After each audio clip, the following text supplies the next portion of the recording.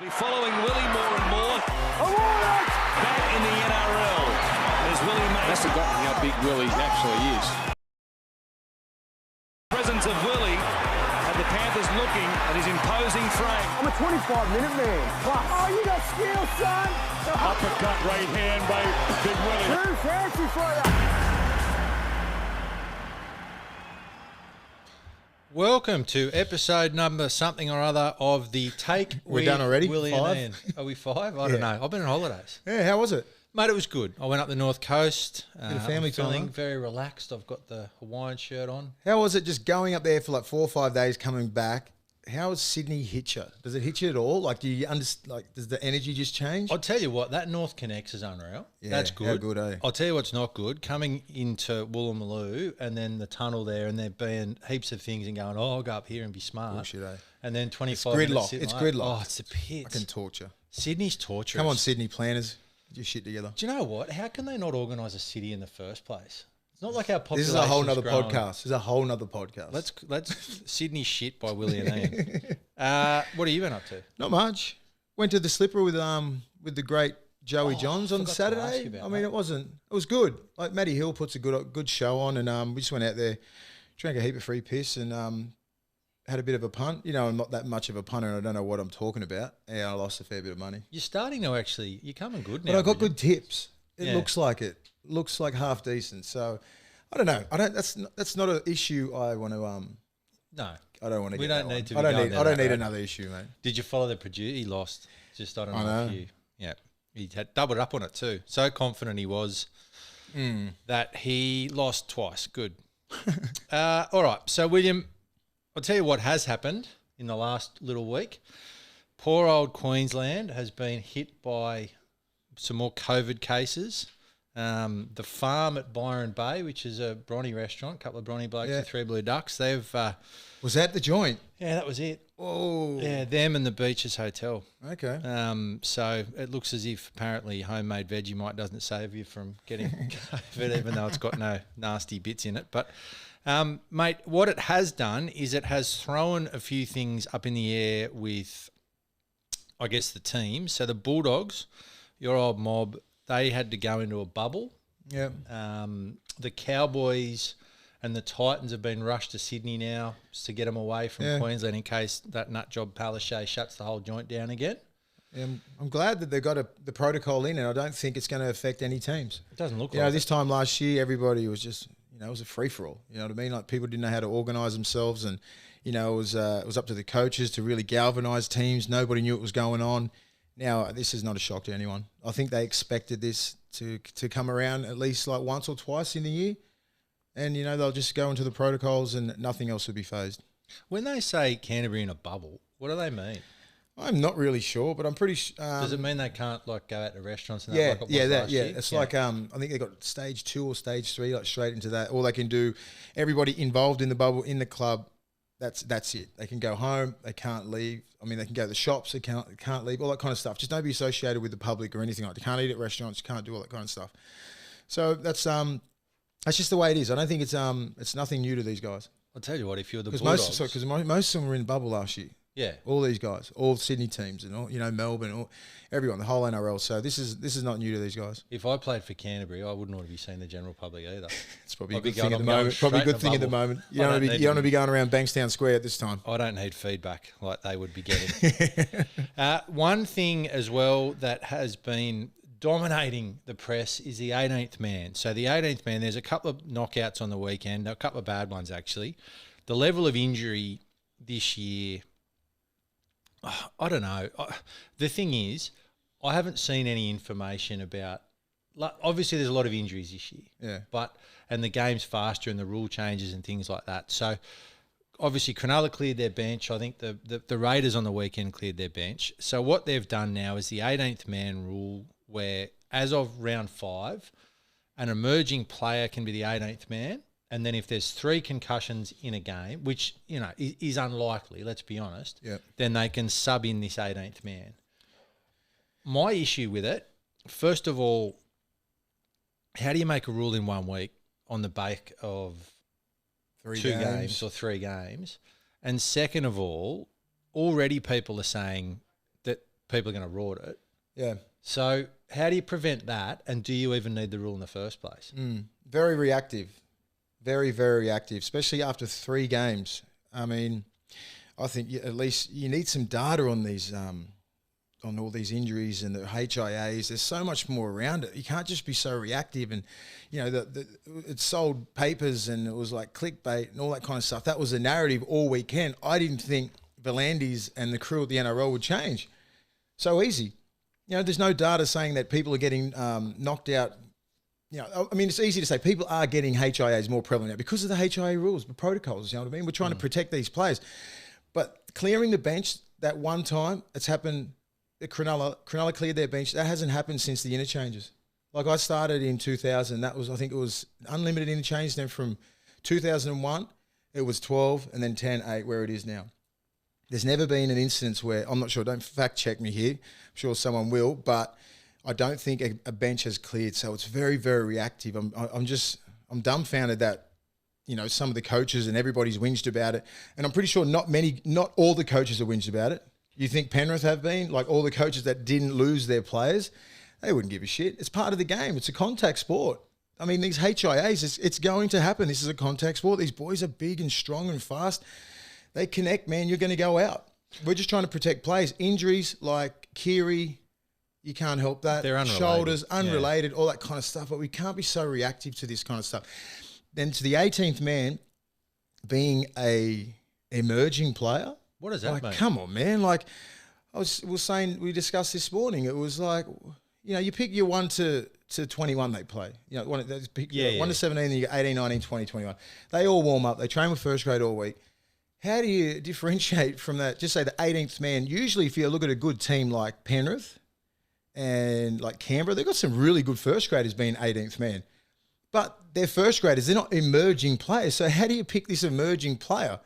Does he have to be in reserve grade? Does he have to be from a certain age? So this is all the grey area that we're discussing, where I think they've only put this emerging player in because of the fact that people think they're going to rort. Yeah. They're going to rort the thing. So they go, we're just going to put a young kid that hasn't played much first grade. What about that kid who hasn't made a first grade debut? Just this is a situation that could happen. First grade debut, he's 19, 20 years old, young halfback or whatever. He's emerging. 2 of the middles go off in the for the starters. 2 benches go on. That's his first grade debut against Penrith at Penrith Park or against Melbourne at Amy on a Friday night. Do you really, that could knock the fucking shit out of that young kid and he couldn't come back. You know what I mean? Like, I just don't understand why they put emerging. You have to play a certain amount of first grade games, 1 to 20, no first grade games. It's a lot of grey area there, and I don't think coaches don't want to put that kid in. I think that's what you're talking about, being reactive. They've now got a week to work it out what emerging means because they've announced that it's happening, but they haven't announced what it is. And so they've got now exactly, 8 days to work out what that actually means. If you pick an emerging player who's a back and then 3 HIAs happen in a game and 3 concussions and look, I'm not saying that the game shouldn't be taking head knocks seriously. I think they are. There's protocols in place. Players can't go back on the field. Players can't play the week after if they don't pass certain sort of protocols throughout the game. So I think that's important. But what I don't understand, just say Sam Walker's your 18th man and you lose Lindsay Collins, Warrior Hargraves and that's what I mean. And that's going to happen. Yeah. And then you're going to put Sam Walker in the middle? It doesn't make sense. Yeah, I don't believe it. I don't believe it does either. It's just very reactive. And I thought Volandis and his crew would have actually thought about this instead of making a decision over 3 games. Pretty much one weekend, actually. Yeah. The HIAs were crazy over the weekend, but the Canberra situation with Sebastian Kidd and Ryan James, man, that Sullivan kid, like it's unlucky, but it's, you sort of got to time these things. That Sullivan's about 5 foot. These 2 blokes are 6'4" and 6'2". They both come in pretty high. And then he ducks, and it was just like bang, massive head collision. It's just a bit of awareness with your tackles. I think people have to be a lot more aware in defence. When you're tackling someone, I think the head slams pretty much after Felice Kafusi, that pretty much has to be eradicated. Otherwise, that's going to happen all the time. But like everything else was pretty much like the tackle tech was a bit off, or you're just getting knocked out, like just say in contact. But like. If those things didn't happen, people wouldn't be this reactive to anything. You know, like just a couple of incidences that really fucked the whole thing up. How do you? I mean, that's the thing. Like, they're talking about how they're going to rort it. How can you rort it though? You can't. can't. I mean, I'm sure some smart ass has already come out and said, "Oh, if you did this and you did that," and do you think? Do you think it's good to have 3 people off in a HIA so you can use the 18th man? It's not, and that's what they've put it in place. I don't think it needs to be in place because it's not a bonus. It's just, I think it's just a safety blanket, just so we don't have a team like Cronulla have their whole bench cleaned out. You know what I mean? I think that's it. That's the only way. I don't think it's ever going to be used, to be honest, because I don't think anything like this is going to happen. So did they just bring it out to shut everyone up? I think so. As I said, it looks very reactive to me. I don't think they haven't done any research on it. It just looks like, all right, a few coaches have whinged about it. The media's been complaining about it, and they've just reacted. So I don't think it's a bad thing. I don't think it's a good thing. I just think it's very reactive. And I also don't think it's going to be in practice. I just don't see how it. You're not going to be game planning to get 3 of your boys out so you can get an emerging kid on. Yeah, fuck that, unless it's Suwali or something. And he's going to be in that picture. Yeah. I mean, I just don't like it. Emerging. Anyway, I'm sure they'll work it out. We can have a look at it next week, I guess, when they decide exactly what they're going to do. But, yeah, for mine, it just seems like a bit of a waste of time. What about how much better half the sides are than the other half this year? Yeah. I mean, it really is. You know, I mean, we've got great sponsor with bettingsite.com.au, and you look at the markets and you just go, I can't remember a time where you've got $5 favourites. You've got, like, it's a 2-horse race, and you've got people with a line of 15, and it just looks like every game is a potential carve up. Yeah, I think it looks like that. I never thought. I mean, the salary cap has been working for so many years. The competition is so even, but then, like, until this year. Like, you can see, like, the Bulldogs, how low they are, and the Tigers, even though the Tigers won on the weekend, and if they play against the Panthers and stuff, it's just light years away. Just in the halves and the hookers and everything like that, they're just nowhere near as good. These guys train as hard as each other. You know, it's just so weird and disappointing from a fan's point of view, because if you're a fan of, like, the Bulldogs and stuff like that, you'd be like, what the fuck is happening right now? So is it roster management, you reckon? I mean, it is roster management. It goes deeper than you know, what you see on the weekend, the 17 people. You know, it's your general manager, it's the cultures of the club, it's just the recruiting. You know, they don't play. Some players don't get recruited well. The development is off. It's just, and most of these clubs at the bottom, like the Tigers and the Bulldogs, they don't do that well. And the salary cap is strict. Tigers will finish 7th. Look, I think. Not a chance. I picked the Bulldogs as well in the top Tigers, 8. Did you? Yeah. Oh, wow. So the Tigers, look, I think the Tigers are a poster boy for shit roster management. And another example of that is Moses Umbai's just come out today, and he's basically said he'll go somewhere else if someone pays half his wage, basically, and the Tigers will probably have. He's another example. If you look over the last year, and we used to joke about the most expensive Reggies in the world, when the Tigers had, you know, Russell Packer and Josh Reynolds and all these blokes, Madalino. The Tigers roster management, everyone's got the same salary cap.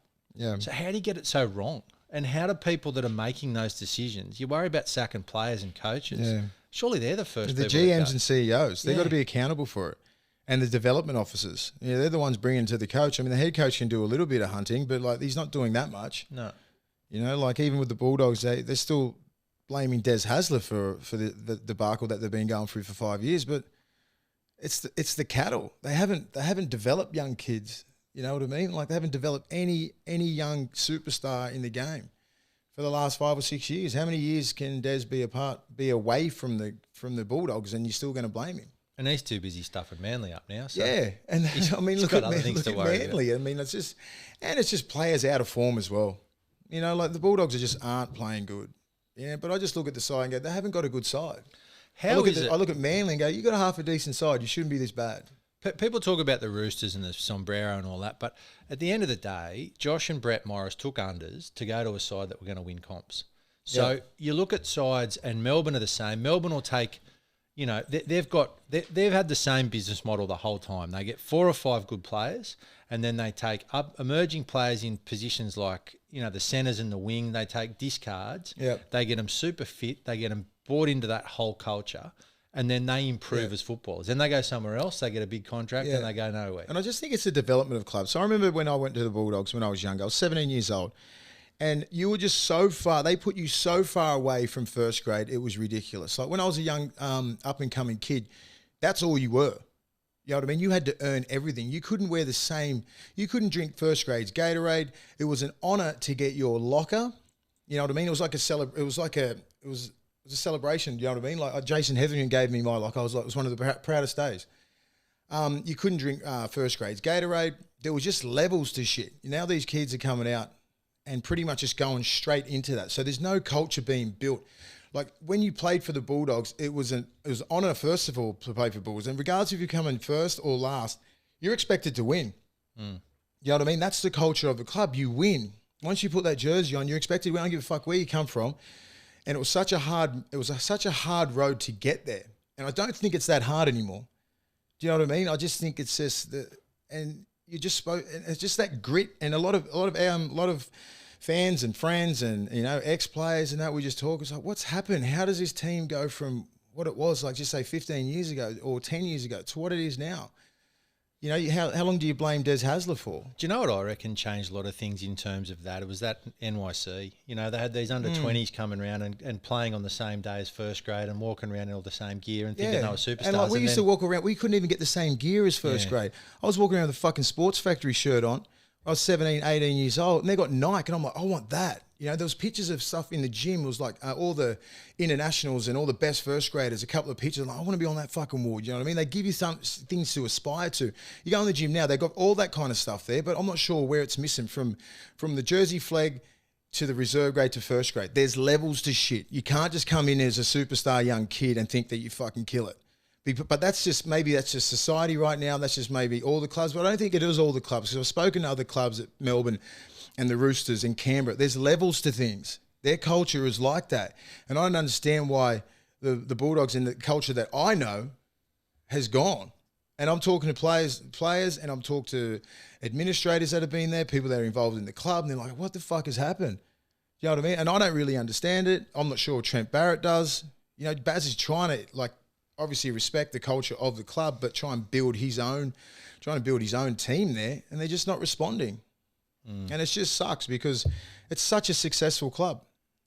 You know, it's supposed to win. It's not like one of those teams that rebuilds for 5 or 6 years. You're supposed to be in the fucking top 8 every year. Do you know what, Will? It's actually not that a successful a club for the last 5 to 10 years. That's what I mean. Yeah, that's a big dip. This is one of the glamour clubs where you're supposed to come out of school and go, I'm going to the Dogs. Now they want to go to Penrith. They want to go to Parramatta. They want to go to the Roosters. That's nearly on the last little leg is you're talking about the Bulldogs. Glamour club, I don't know, Belmore, William. No, that's the fucking winning of the club, man. I know. You know what I mean? I know. I'd rather go to the Gold Coast still if I was playing. One thing as well that we do need to mention is the pressure gauge.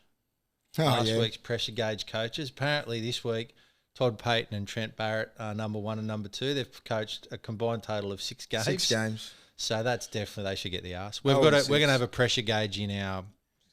We put the pressure gauge on their journals. They've swapped now, haven't they? They got rid of them. So I'll get you sacked. The pressure gauge now is within the podcast, and the producer's under the most level of pressure for a Surprise, number of surprise. reasons. He's number 1. He's the biggest arsehole. He tips wrong. He's just bullshit. That isn't it? Like, how do you put Trent Barrett and, you know, like Todd Payton? They've got no cattle. Trent Robinson's 5th. Trent Robinson. Is Craig Bellamy up there? He's number 8 now. Yeah. How dare you put those blokes in there? They can have losing seasons for fucking 8 years and they still shouldn't be in the top 8. Let's just go it. So Craig Bellamy came out this week, and I mean, Paul Kent has been having, I don't know if there's some sort of personal issue there or whether Paul Kent's just decided that he's going to have a crack at Bellamy, but it's got a bit personal, and Bellamy's basically come out and said he's had enough of it. And I don't know, it's like, if you look at what Craig Bellamy's done in the game and the success that he's had and the way that he has created an environment down there where there hasn't been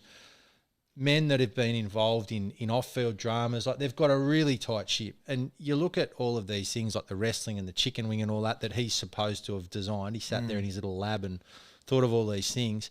Is that sort of criticism justified on a bloke who's done that? I mean, do you think that he's come out and sort of ruined the game with all these new techniques? No, I don't think so. He's out-coached coaches, and he has had the best cattle down there for the last 10 to 12 years. He's had Hall of Fame players and future immortals down there, and he's easily like a top 2-3 coach in the last 15 years. That's just the way it is. And they push the envelope a lot down there. They train harder than everyone, but all these little things that PK is talking about is, you know, the wrestling and the wrestling component and all these sort of things. They just think Melbourne cheats all the time. I played against Melbourne my whole career. You know, there's a lot of success against Melbourne. So I don't really understand where PK's coming from. He's just trying to just have little jabs at Belly. Because they're jealous, man, because they're so fucking successful and they're in Melbourne. Tall poppy syndrome. It's the way Aussies are. It's the way we are. We're just like, all right, you're successful. There must be something wrong with you. You know, let's just bag your culture. Let's say that you're cheats and all this kind of shit. Instead of embracing what a great club they are and a great coach Craig Bellamy is, let's fucking start bagging him. That's just the way it is. That's the way Australian media is, and that's the way Fox League is. It's just bullshit. You know, in the Telegraph, they just write about shit. It's all negative. They love it. Sells papers, gets us talking about it. You know, I just think it's a load of shit. Craig Bellamy's arguably one of the best coaches and great men of this rugby league era. I just think you can't say anything negative about him. Look what he's done. Human. I love the Craig Bellamy passion in the box, and he's Ricky crazy. Shore, you know, that's what you want to see. Did you see that last week when I would hate to be that young kid when he didn't pass the ball. You know, you can't blame him completely, but yeah. I would if I was a forward. Would you? I wouldn't talk to him for a week. He wouldn't care. He doesn't give a fuck. I'm joking. But I mean, why are you having to go at Bellamy for? Now Belly's come out going, you know what? He's had it. Like, imagine if you're responsible for Craig Bellamy walking away from the game. Do you feel better? Right. Yeah. Do you actually feel better? Oh man, you remember that day I fucking got Belly quit because he couldn't cop a little bit in the media? You feel like a fuckwit. Yeah. Like you shouldn't be proud of like being that dude. Like you should be trying to embrace the winning cultures and like, you know, Melbourne's and, you know, the success they have. We just can't do it because they're so good. They are so good. It is tall poppy syndrome at its best, man. Well, winning culture seemingly is coming quite easily to the Panthers at the moment. The Panthers are up on Thursday night against Manly. Manly have been dog shit, and Des Hasler, I don't know if he's picked the same side. I don't know if it's because he's got no one else to pick from. I don't know if it's because he trusts the players. I don't know if he's lost his mind. Let's not even preview that game. Let's review fucking Melbourne and Panthers and kick our saver. Yeah. Oh, try saver. Oh my, he was on the ground trying to milk a penalty. Don't get me wrong. Did you tip the Panthers? I did tip the Panthers. I thought I was on a roll and then I lost everything else. I said, yes, I'm back. He gets off the ground, runs 30 metres in a sprint and saves the game. Like, that was unbelievable. And to even beat Melbourne, I know that there was a few injuries with Burton coming in for Cleary and Pappenhausen out, but they had some. It was probably one of the best games we've seen in the last couple of years. Do you reckon that the Panthers now will feel as though the Storm's beatable? Like, do you reckon there was any hangover effect from that? No, because there's no Felice Kafusi and there was no Pappenhausen. They're two rep players. They changed the game. No Cleary. I understand that, but still, that's two people. No Finucane. You know, you get those blokes back. It's a whole different side. They're hard to beat, but Penrith, they would have got them a lot of confidence, you know, going into that next battle with Melbourne, because Melbourne can fuck you over mentally. Yeah, they really drive you. Now, some teams are gone through years without beating Melbourne. That's why they act like they've won a grand final every time they beat Melbourne. It's something special. So you got to savor that and put it in the memory bank and know that you can mentally get over that hump. You know, because some of these kids probably haven't beaten Melbourne before. Yeah, they're a good young side, Penrith. They're gonna really good. They're gonna. That Burton, man, like, God, do you see him kick that fucking ball? It was like kicked from the 30, landed on the 20. Do you reckon he's now thinking? I used to do that all the time at training. Why at training? Very good. Why did I sign with the Bulldogs? I'd be like, obviously I mean, it's round 3. You can't just think that you've done the wrong thing. He knows where Penrith's heading with Luai and, Cleary's going to be there. Hopefully they'll be there for the next 10 years. What's Burton going to do? Playing the centres by the looks. No, but he's a leader he's a leader and he's a great 5'8". Not great. I'm not going to throw that word around lightly. He's a decent 5'8", and he's going to have some help there next year. He's going to be a big key to that side. Take some pressure off Flanagan. You're going to have Fox there. Hopefully you get a new forward of the Dogs. But, yeah, he hasn't made the wrong decision. Bulldogs are playing against the Rabbitohs. That's another carve-up. Do you know what I mean? Yeah. Like, you look at these two. And you look at these teams last year and you go, that's a fair game. That's a fair game. So 3 rounds into it, you're fucking writing the Dogs off and the Eagles straight away. So, but how do sides either get that much better or that much worse? Because of the spine of the teams and the way the forwards are. You can see what's happening in the game right now. You know who's behind. Forwards with no leg speed. Gone are the days where this robotic prop that sets numbers, lines and stuff. You need an offload, you need leg speed, and you need pace. You can't be this slow fucking dude in the middle of the field. You're getting nowhere. I watch every single game, and all I do is watch middles. Everybody with great leg speed and an offload in the middle, you're carving up. Have a look at Parramatta. Junior Paulo footwork, big Reggie, good leg speed. Nathan Brown, great leg speed, good footwork, all can pass the ball. They're carving up other middles. If you've got 3 middles that can't pass a ball between 3 of us, you can't move the ruck. And if you've got a 9 there that isn't jumping out and creating something, you're getting fucked up. I don't care if you've got 2 of the biggest dudes. You've got Hetherington, who's a big guy, Dylan Napa, who's a big boy, and you've got Josh Jackson. That's your middle. And I don't even know who the hooker is, Marshall King or someone else. They're not moving the ruck. It's one out. They don't pass to each other. They have no connect with their back rowers. You know what I mean? So therefore, the teams that are like that are real cumbersome through the middle, no leg speed, no pre-line pass, you're not going to get to the top 8. You definitely won't. I've been watching that for 3 weeks now, and the game's evolved again. You need that pass in the middle. You can't just be this robotic dude, because 3 dudes are going to get you and smack the shit out of you, put you on your back, slow play the ball. And it fucks your whole setup. Let's talk about the Rabbitohs. I mean, the Rabbitohs will beat the Bulldogs. But that Rabbitohs Roosters game, have you ever seen a game? I mean, obviously it's different era now, but have you ever seen one bloke targeted the way Jai Arrow was targeted by the Roosters? No, I can't remember. They reckon they were screaming his name when he came on, and Warrior Hargraves. I can't wait for Origin. That was all off because he knocked Teddy out. Yeah, that's in it. that Origin. He didn't even knock him out. He picked him up. Yeah, it was, I remember we watched it and I was like, fuck, that is so bad. Yeah. It's just because in Origin, everything just moves quick, and next minute you just get on with the next play. They didn't forget about it. Jai Arrow handled it. I loved it. And Jai Arrow loved it as well. Yeah. He's a tough dude, man. Hargraves went after him, man. Everybody went after him. It was a great old school game. I loved it. It was a brutal game. It was a brutal game. Do you reckon the Roosters took it a bit too far and took their eye off what they were going to do? No. You don't reckon? Maybe Hargraves. He's that dude that just he pushes the envelope, man. As soon as Harrow went on, he's fucking crazy. I love the way Big JWH plays. He just went after him. He's like, I'm going to go for him. I don't give a fuck if I'm going to do back-to-back penalties. I understand. I mean, it didn't work out because they didn't win. But if you got to do that, man. Some people need to be put on notice, and Jai Arrow stood up to it. Nothing but respect for him. He did, yeah. He came. I mean, this is one of these. This is the era where you fucking thank God. You can't fight, because that would have been a fight from day dot, and it would have been settled in Origin 3. That would have been a straight punch in the head back in the just say 5 years ago. But rules have changed. I'm not condoning fighting, but that's just the way it is. This is the way they're going to get back at players. Well, you're just going to have to fucking go at them. You did mention via that, because that was our Twitter game. Yeah, we've got to work out who we're going to tweet this week, but. You said there's a difference between hard, aggressive play and that little rabbit punch that bloke threw. Yeah, that young kid. I mean, he got super pumped up. I think it was his second or third game. That's just too much aggression and in the wrong way. Because I would have respected him more if Jai Arrow got the ball or he got the ball and they fucking connected, just 1-on-1. Yeah, that's what I want. Jairo's, he's on the ground. He's just had a hit up and you punch him in the back of the head. No go, man. Yeah. That's just silly. That's a young kid just doing some dumb shit.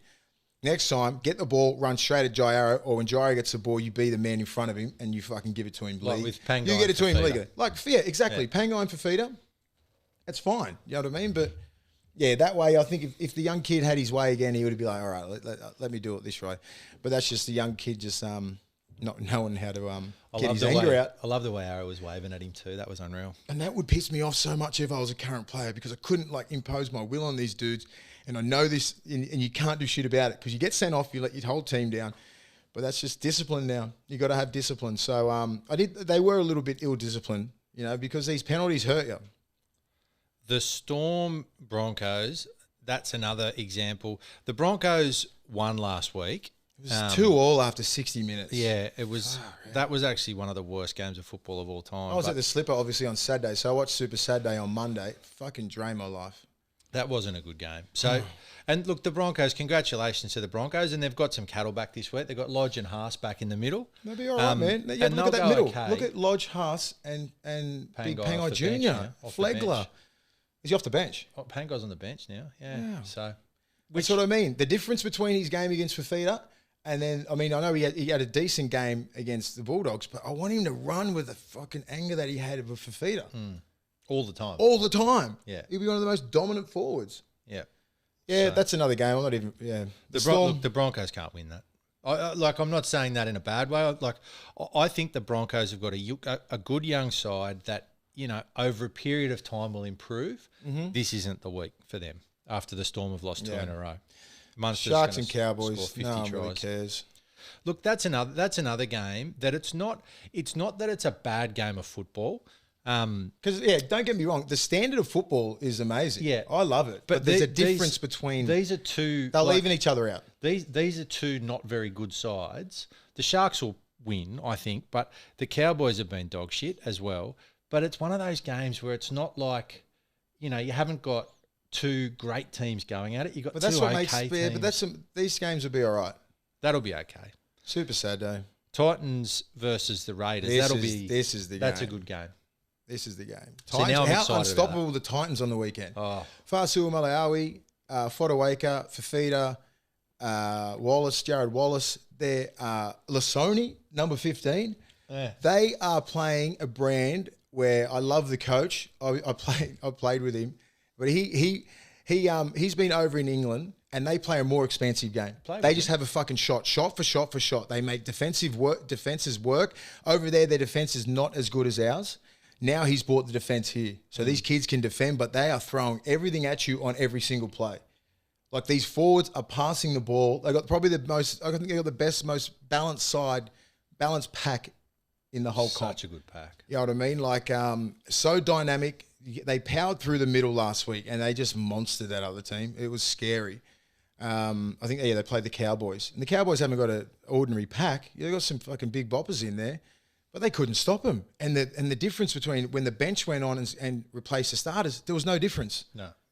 I mean, that's a scary pack. And they're playing with confidence now. They've got some, they're, what are they, 2 from 3? And Peachy's been good too. And Peachy's been great. See, they can change it up because they know that the Cowboys haven't got a really big dominant pack, really aggressive. So you're going to go with the 2, you put Big Tino up to front row with Jared Wallace, and then you put a ball player. So they're the difference between locks, as I explained a couple of weeks ago.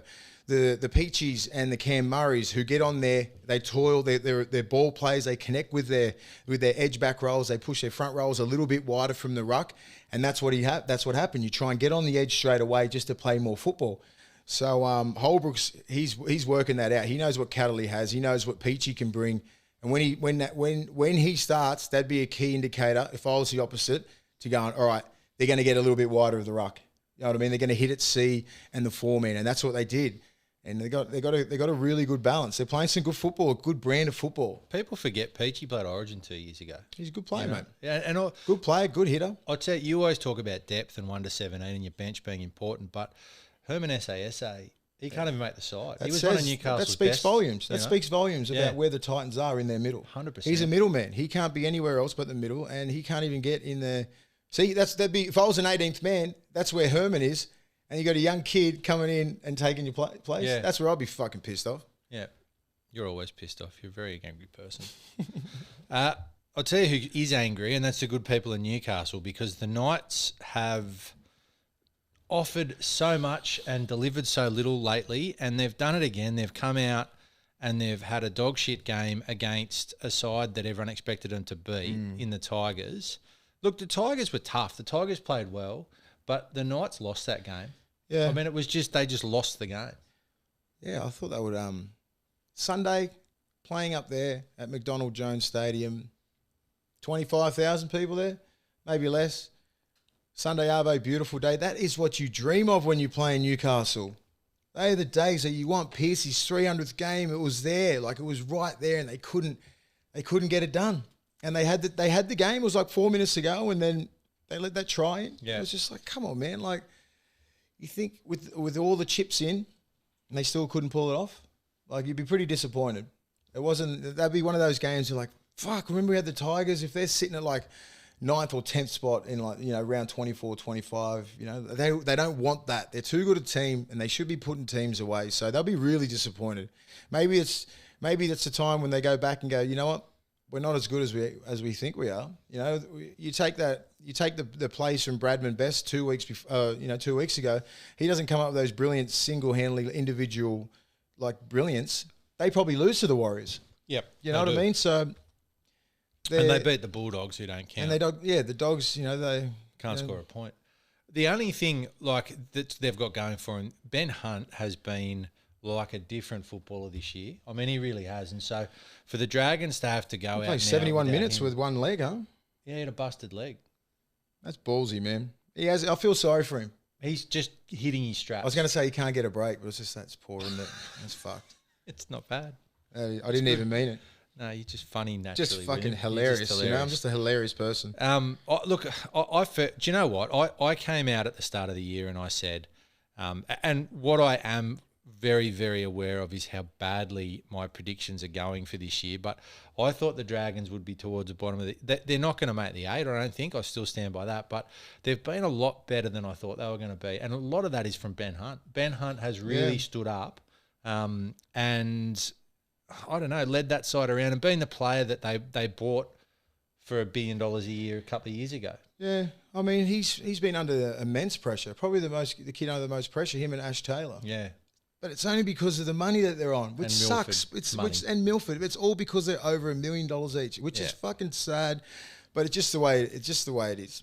Otherwise, no one would care about them. If they're on 300, no one gives a fuck about Ben Hunt or Ash Taylor or Milford. But you're on $1 million, so. That's just got to deal with it. And I'm glad that he's been playing so good football because he's a great player. The only reason why everyone sort of comes down on Ben Hunt is because we know what sort of talent he has. You know what I mean? He's a special talent. So you just sort of live up to that, be consistent, and just play your best football, which sucks now because he was actually on a good run, and this little thing happened. So hopefully it's not that bad. The Roosters-Warriors game, I don't know. I know you like the Warriors. I know we're not supposed to do our tips now. We do that right at the end of the show for some reason. I still don't understand why the producer does that. But the Roosters, they are under an injury crisis, and they've got young kids coming through, and I get it. And the Warriors were good last week. Yeah. But I don't know. I just feel like that Roosters side, I said from the very start, if they lose Luke Keary, the season's over. I said that right. And so I still think that the Roosters will struggle, but I don't think they're going to drop every single game for the rest of the year just because Luke Keary. Look at the rest of the side; they've got a good team. It's just how they go in the halves. I reckon Manu goes. They're going to struggle, man. I reckon Manu goes all right at 6. Do you reckon? I reckon. Sure, I don't think so. Like he's a right side centre. Is that just my? No, I just think you get your fucking Roosters jersey off. I just don't think he will because he is a specialist right side centre, one of the best defensive centres, one of the best, attackers in the game. I'm not sure. I'm pretty sure he has a skill set. Otherwise, they wouldn't be playing him. Yeah. But he's there for his defence. And you chuck Sam Walker in the middle there, not a good time to make your debut. And I'm pretty sure if Keary was still around and Lamb, I think he was nearly on the chopping block. If he didn't get injured, I think he would have been. That was one of the games. It was like, if you don't perform, we're going to put Sam Walker in. And unfortunately he got injured. But yeah, it's just tough times for the Roosters. No Boyd Cordner, no Jake Friend. Verrills is out. Verrills is out. Radley's back this week. He'll make a big difference. Yeah. I mean, I'd nearly put Victor Radley at 5'8". You almost could. You know, like he plays as such a great ball player in the middle. He just has to get a little bit wider. His defense is probably better than anyone's. You're not going to really spot him up. He's going to jam you. And you can still put Manu out there a little bit wider. But there must – I mean, I think in a perfect world you'd put Victor Radley there if he had played all last year and played this year. But he hasn't played since round, 5 last year. You can't expect this. He can't move as good as he was. You have to give him at least 6 weeks to get his legs. And hopefully he finishes the year, no injuries. But I think they would be putting him at 6 because he has that skill set and he's a dynamic player. So you don't have to push Manu in. But it is what it is. Manu's going to handle it. Just take pressure off Walker. But they're in a hole. No doubt about that. There's the leadership out there. It comes under Hargraves, Takeyaho. They're the senior players now. You know what I mean? B-Moz, J-Moz. Wingers and centres, you can't really dictate the game that much. You can't really do that much, but, have the energy before the whole week, you're going to rely on B-Moz, J-Moz, all the senior players to get all these young kids in the right frame of mind. So they've got a big job. Warriors have been good too. Full credit to the Warriors. I mean, what they are doing again this year, I actually think it's galvanised that group more than just, like, if you look at any club that's been affected, all clubs have been affected somewhat. The Warriors are definitely the side that have been affected the most by the last sort of 16 months. Yeah, I think why they come so close is because of the Polynesian effect that they have there. The brotherhood that they have there is different than Australians. Do you know what I mean? Like every time we play for Australia, we're all great individual, great friends, but like you play against the New Zealand side with all the brothers over in that team, the fucking teams that we played against, they had a brotherhood. They were hanging out all the time. They enjoy each other's companies. They're best mates.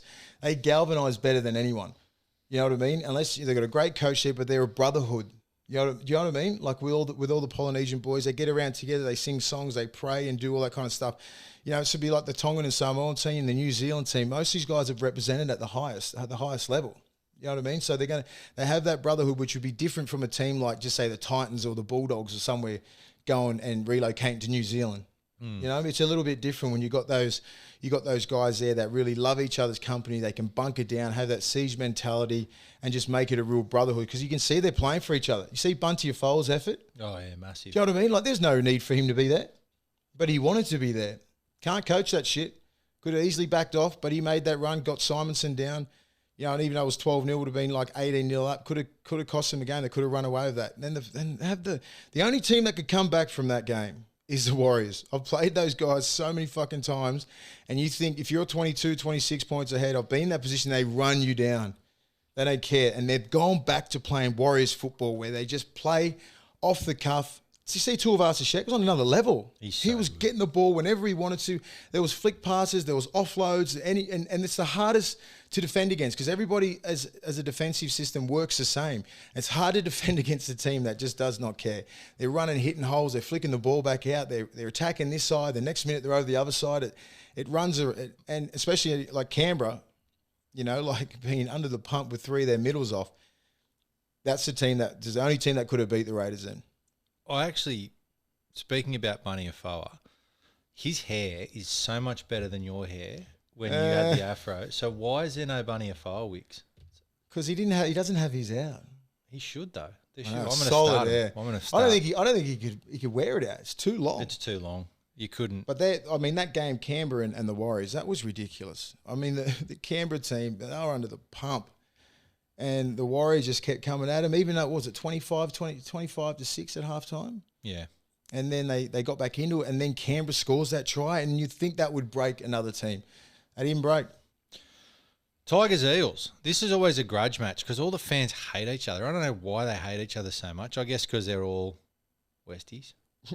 But, yeah, there just seems to be, ever since I've got on Twitter, good Twitter. I love Twitter. You're amazing at Twitter. Oh, it's my favourite thing to do. I love spending my weekends twittering. It's great. But the Tigers and the Eels fans on Twitter, they are just at it? Oh, mate, they're relentless at each other. Anyway, Who do you reckon will win? Oh, look, I think the Eels, but I think it'll be closer than people think. I think the Tigers, I don't know. It's hard to say. Luke Brooks played well last week. Will Luke Brooks play well this week? He's got a forward pack that's starting to go forward a little bit. That Dane Laurie's their best player. There's no question. He's how good are the Panthers going that they let a bloke go because he can't make their 17 and he goes to the West Tigers and he's their best player? He's a talent. I mean, he's a talent, Yeah. and they just couldn't keep him. I mean, I bet they wish they had kept him now. I mean, With the young out. kid Edwards out. He's out for 4 to 6 weeks. So it'd be interesting what they do there, the Penrith. But at least the Tigers, man, last week would have given them a hell of a lot of confidence in their mind. 3-0 would have been awful. At least they've won one game against a team that was undefeated. So their confidence levels would go up. Do you reckon after last week, Michael Maguire, he took them all to paintball and gave them fairy floss, or do you reckon he just went I wonder what his harder? approach was. I think he would have eased up. I think he eased up. He, as I said, we've said it before. He doesn't have the cattle like he did at South. He had a couple of rough riders there that he could really get into him mentally, and they had leaders there. Like, he's got to pick and choose what he does with this group. They're a little bit more sensitive. Men are sensitive these days. Very sensitive sensitive. new age guys. All right, so what we're going to do is we're not going to pick a Twitter game now. I'll tell you why we're not, because I'm extremely popular. This Friday night, my son's playing before the Brumbies Waratahs game at the SCG, so I can't do then. I reckon Titans and Raiders. When's that? Saturday, Saturday, the last game. I got a lunch on, so Fuck I'm you. going to be... No, I can still tweet. You'll be drunk tweeting. It'll be incoherent. Don't drink and tweet. That's just like a rule. I literally It's up there with drinking and driving. I have not ever tweeted sober. Let me tell you so far. I'm 6 from 6 drunks tweeting.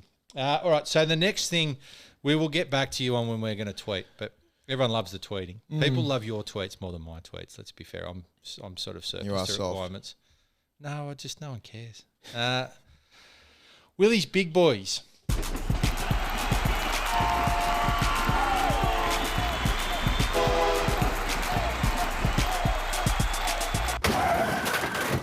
That literally just scared the shit out of me. I just did not expect that at all. I'm glad I'm going to remember that for next week. So, William, Big Boys votes. Yeah. It's a great thing to pick all these young kids and these big boys, because there's about like 10 that I've got to separate because they're pretty even.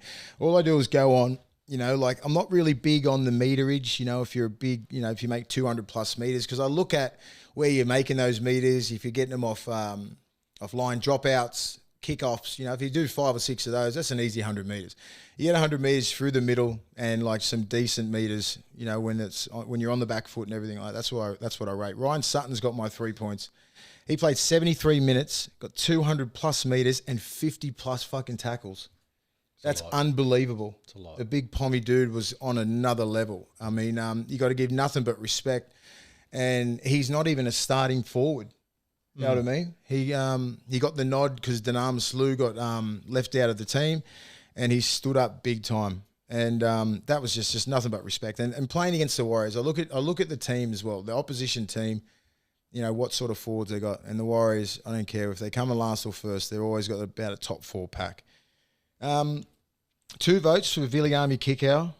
I think just because of that, mainly. I mean, it's 60 minutes, 130 plus meters, over 20 tackles. Easy. He was putting some hits. Every time he hits, he just seems to fold people. He just hits you like a fucking ton of bricks. Just so dangerous on that left edge. Playing against Melbourne, you know what I mean? Melbourne is, they're the cream of the crop when it comes to defences. And just that last desperation try saver. I just can't leave him out. The dude he's on another level. And just 1 vote for Aden Fanua-Blake. 50 plus minutes, 175 metres, over 20 tackles. His tackle bust. His passing of the ruck, you know what I mean? Like just his footwork, the big minutes that he plays. I just look at Tuivasa-Sheck, he's so dangerous, but I'm looking at the forwards, I'm like, Aden Fanua-Blake all the time. He just makes meters after meter, and the runs that he does is tough. They're always tough. They're always in the middle. It's one off the ruck. People are lining up for him all the time. It's fair shot, and they still can't hit him. So that's my big boys for the week. Do you know what I feel like? You going from 3 votes to 1 vote is kind of like if you went to the Academy Awards and they read out the winner and then they did the nominations after. I want you to start with 1, build the suspense, please. Fuck you. Next week. It doesn't say Ian's big boys. It says Willie's big boys. No, that's true. You do whatever you want. All right. So now we are on to, well, we talked about your betting before. William, you're actually getting, I don't like you putting yourself down. You're actually getting quite good at this. I'm studying a little bit. We're going to be joined now, as we always are, by Big Harry from bettingsite.com.au, who very kindly allow us to have our bets every week where we can win money for... Did we get a win on the weekend? No, we did not. We did not. But that's okay because Harry won the first 2 weeks. So we're in front. And we will, as I have said, let people know how they can get involved with the competition, but it won't be till later in the year because the producer's lazy. So, Harry, welcome. How are we? Mate, terrific. We're good. Terrific. I think you look as if you're in a home studio there, are you, mate? Yeah, on location this week, moving around the town a bit as I like to do, keep everyone guessing. But, mate, you must have been thrilled when 4 moves ahead was just way out the back in the slipper. So the producer, no good. I mean, you must have been thrilled. Do you know what it is, though? Because of the fact that the only thing that I can do is back what he backs, because if he does win, at least I get some sort of win out of it. I might, if he loses, it makes me happy. But if I win, Think about the kids. Think about the kids, you two. Jeez. I do think I was about to say I do think about children, but that's... We'll be off air. We'll be off air next week. I'm a bit of Schadenfreude, by the way. But I think the next time the producer, if he wants to do it right, he really does need to get to betting site, study the form a little bit better. Yeah, and advice. We might be able to find him a winner. I don't think he went and read 4 moves ahead. I don't think he went to the right place. He should have gone to betting site to do it. So that's on the producer for that one. So most of it is. Do you follow the horses, mate? Are you a horses fan? Mate, I do get into the horses from time to time. It's generally through the autumn, and then in the spring, I really pikes my interest. I just like to, it's Saturday morning. I might flick the horses on. I'll start flicking through, having a bit of a read of the form, go to the paper, get the tab guide out, and yeah, don't mind it. It's a good way to do it because Absolutely. it's an exciting time of year. I haven't been to the races. I went to the races not that long ago, and they make you sit down and do it. Anyway, that's the world we live in these days. But I like to get up and mingle. I'm a man of the people. So my bets this week, I'm going to start with mine because I'm clearly the most important.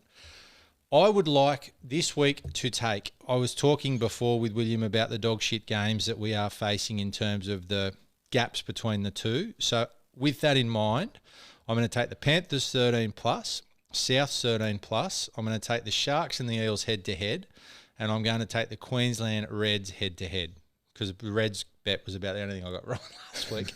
So that is what I would like to bet on. Thank you. Look, Panthers South 13 plus. That almost feels like a gimme. If those are games are 1 to 12, then something's seriously gone wrong, and you can really consider yourselves unlucky. Sharks, Eels should get the business done. Sharks against the Cowboys. They've won their last 5 against the Cowboys, so should feel pretty good about that. Eels against the Tigers. Look, that has been a fixture that they've sort of. Do we remember the 50 points they put on them in the opening at Bankwest and the corresponding fixture 2 years ago? We obviously didn't have an Easter round last year due to COVID. So I do remember that because I backed the Tigers that day. Yeah. So look, and the Reds head to head at $5. I reckon you're right on the money there. Thank you. All right. William? Mine is Panthers 13 plus. Storm and Broncos over 43.5 points for the win, isn't it? Yep, overs. No, overs. It's overs. So that's the amount of points they can score at. The both of them. All right, combined. Sweet. Bulldogs and Rabbits under 43.5 points, and the Dragons 7.5. Look, I don't mind Willie's Dragons 7.5 point spread for the Dragons, even though they've got no Ben Hunt this week.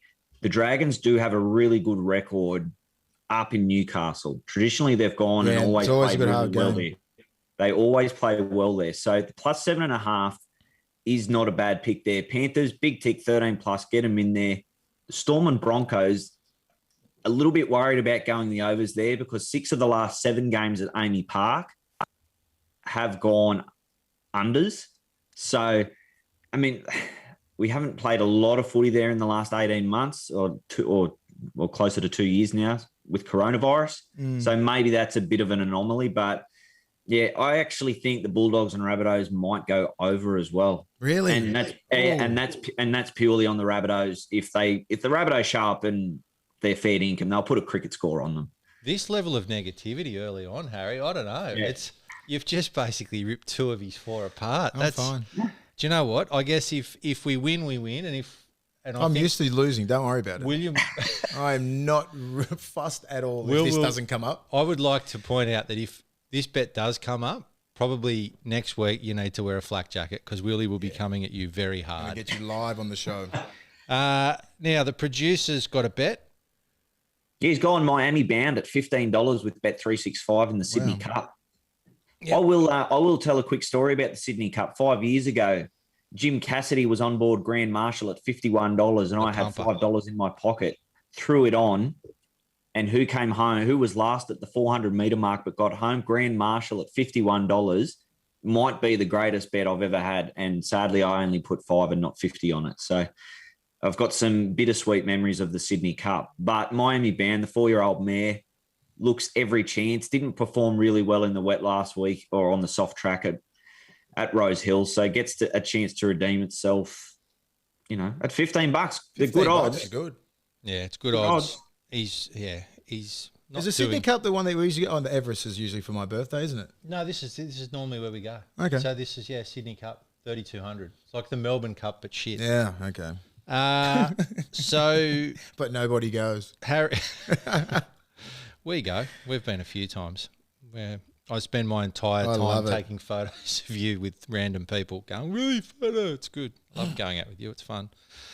So Harry, you've got a bet. I'm looking at the sheet here, Harry. Your bet, I hope your bet gets up. Tell us about your bet. Look, all right, so my bet. So I think the Panthers and the Rabbitohs at the line, they're being given a 21.5-point start. I do love disrespectful lines. So anytime you get to the 18 and 20 points, I'm all about it. I think it's a lot of fun. I think the Sharks and the Knights at the line, they're only at about a 7.5, 8-point line. The Knights purely because last year, every time they had a loss and they played at home the next week, they won 13 plus. They did that 3 times. So I'm sort of banking on them not dropping the ball 18 times again. The Sharks, like I said before, they've won the last 5 over the Cowboys, so I like them to get the chocolates there. And the Warriors head-to-head is going to give me $38.98 at Neds with that, what do we got, a 5-legger. I just think the Warriors are much more settled. The Roosters have got a lot going on just in terms of, personnel coming in and out. They had to get exemptions to include players out of their squad to be named this week. They're sort of a little bit all over the shop. I think it's going to be a tough month for them. I think the Warriors, if you can get $2.70 for them in the head-to-head, get on them. I feel like you've just backed the Knights because you like them, Harry. I do like the Knights, but there is a bit of a method to my madness there. Yeah. All right. Well, mate, thank you once again. I do like how it's got all the different, you get the best odds regardless of where they come from. It's terrific. It takes all the hard work out of it. So well done to you and well done to bettingsite.com.au. Bet right at betting site. You like that one? Oh, did you make that up? Yeah, I did. Genius. I did not make that up. I should have. Thanks, Harry. Mate, we'll see you next week. We'll see you guys next week. And if Willie's bet gets up, you really do need to expect to wear quite a For great the rest deal of of our shit. relationship. Yeah. See you, mate. All right. So we're going to do the tips now, are we? All right. Do we read them out? We read them out. All right. Yeah. So my tips are as follows. The Panthers, the Rabbitohs, the Storm, the Sharks, the Titans, the Knights, the Roosters, and the Eels. Righto. I've got the Panthers, Rabbits, Storm, Sharks, Titans, Knights, Warriors, and Eels. And Harry and the producer have also put their tips in, but I'm not going to read them out. You can just find them on many of our our socials anyway. We put them up on socials every week for our bets, so you can hold us accountable so I can't lie. You would never lie. I would never, ever lie to you people. You would never lie. Come on. So, get on Facebook, get on Instagram, get on Twitter, get on Everything, MySpace, get on all of them. All our tips are everywhere. William, this is topical, this one. So there was a Willie Mason headline. We're doing behind the headlines. So You've actually, in 2015... My last year in the NRL, right? Yep. So you were playing at Manly. Steve Maddai got knocked out. You came out and said that basically there's no way Steve Maddai should have been allowed to play because he was knocked out badly, and there was a couple of other bad knockouts. Kyle Turner, I think, who played for the Rabbitohs at that stage. And you said that there should be tougher stances on concussion. So it appears as if you were about 6 years ahead of your time. I always am. Always. Wow. Wow.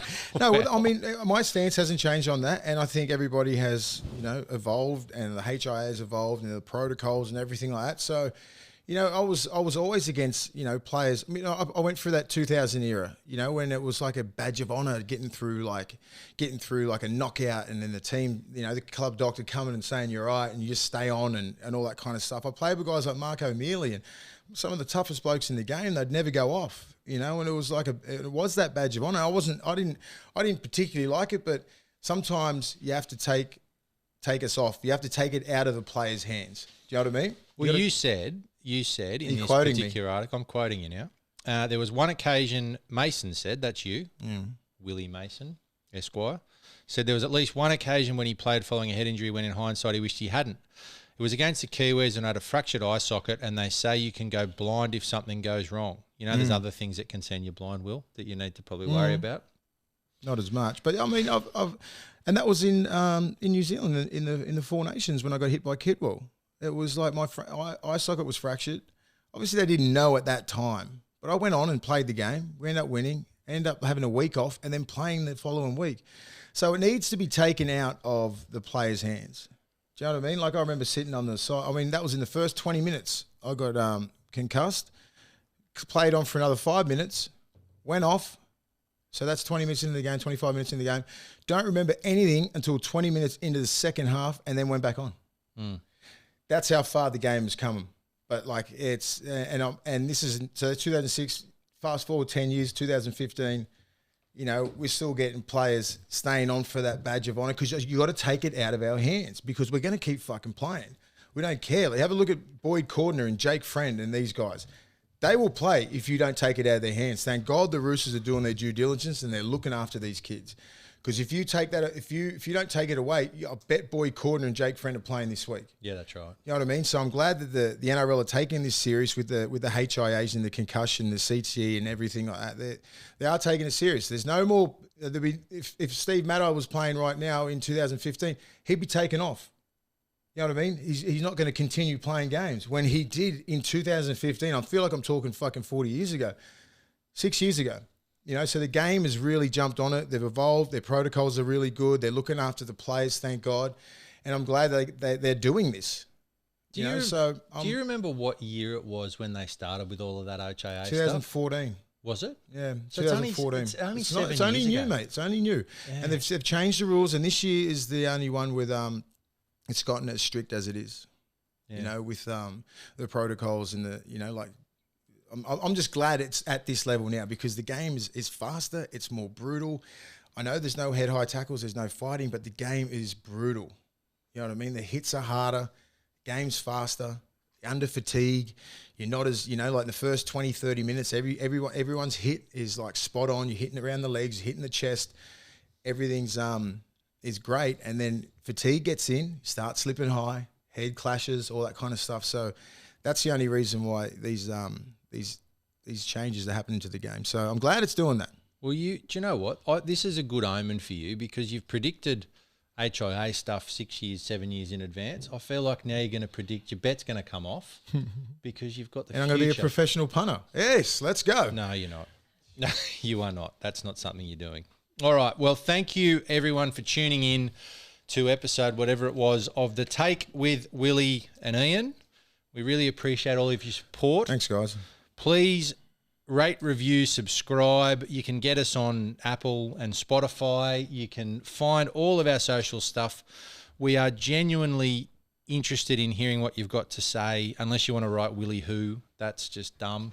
I rate Willie Nelson too. But if you get on there and you rate and review, then and we're always going to respond. Next week we're probably going to stay after the show and do all the Facebook questions and things when they set the computers up. And we love interaction. We're going to do a Twitter game this week. We'll put it up on the socials. Look at me saying socials like a wanker. But anyway, we'll put it up on the socials. You are. And so we'll be here next week, same time. Farewell. All right. They'll be following Willie more and more. Back in the NRL is Willie Mason. I've forgotten how big Willie actually is. Perhaps the presence of Willie had the Panthers looking at his imposing frame. I'm a 25-minute man. Oh, you got skill, son. Uppercut right hand by Big Willie. Too fancy for you. You've been listening to The Take with Willie Mason and co-host Ian Byrne. Produced by Craig Trewick, recorded and engineered by Zig Parker of Green Room Sydney, and presented by the Handshake Media Network. We talked about the pressure gauge on coaches, William, and I said the producer was under pressure. I'm under pressure now. Do you know why? Why? Because we need to tell people to gamble responsibly. All right. Gamble responsibly. Thank you.